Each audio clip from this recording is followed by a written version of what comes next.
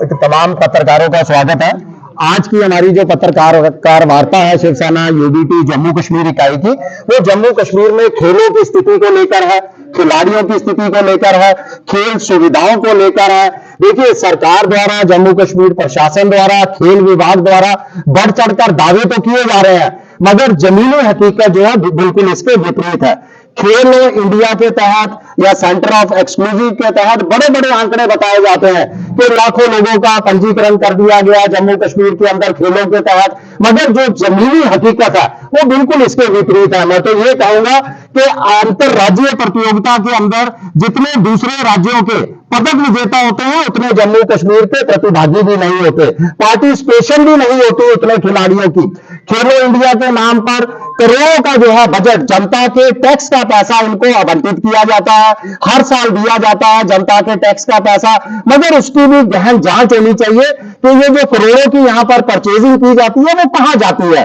इसके साथ ही सबसे बड़ा मुद्दा जो है वो है हमारे पदक विजेताओं का, हमारे चैंपियंस का, उन खिलाड़ियों का जो जम्मू कश्मीर का नाम, जिन्होंने देश का नाम गर्व से ऊंचा किया है, अब वो बिल्कुल जो है उपेक्षा का शिकार हो रहे हैं। पिछले 10 सालों के आंकड़ा बताऊं तो एक भी खिलाड़ी को यहां पर सरकारी नौकरी नहीं दी गई।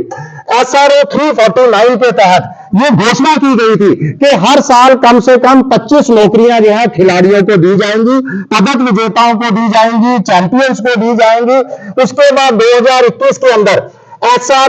12 जोड़ा गया उसके अंदर, जिसके अंदर और इंप्रूवमेंट की गई। बताया गया कि इसमें 5 गस्टेड ऑफिसर भी जोड़े गए और 25 जो है दूसरे खिलाड़ियों को नौकरियां दी गई जो नॉन गस्टेड की श्रेणी के अंदर आएंगे। मगर दुर्भाग्य है, आज तक पिछले 10 सालों से 2014 से लेकर अब 24 आ चुका है, एक भी खिलाड़ी को नौकरियां नहीं दी गई। इसके साथ साथ बहुत सारे विभाग थे जो खेलों के अंदर भर्तियां करते थे, जैसे सबसे इंपॉर्टेंट था पुलिस विभाग था, फॉरेस्ट विभाग था, उनके अंदर भी पिछले कई सालों से उनकी भर्तियां नहीं की गई है। कल हमारे माननीय 20 तारीख को, 20 फरवरी को हमारे माननीय प्रधानमंत्री जी भी जम्मू कश्मीर का दौरा कर रहे हैं और ऐसी भी जानकारी मिली है कि वो MAM स्टेडियम के अंदर जनसभा का आयोजन करेंगे। ऐसी भी जानकारी है कि वो नियुक्ति पत्र भी बांटेंगे और कई हजारों लोगों को यहां पर नियुक्ति पत्र बांटे जाएंगे। आप लोगों के माध्यम से हम प्रधानमंत्री जी से अपील करते हैं और मुझे पूरी उम्मीद भी है कि अगर वो MAM स्टेडियम में उनकी रैली होगी तो वो जरूर खेलों की सूट भी लेंगे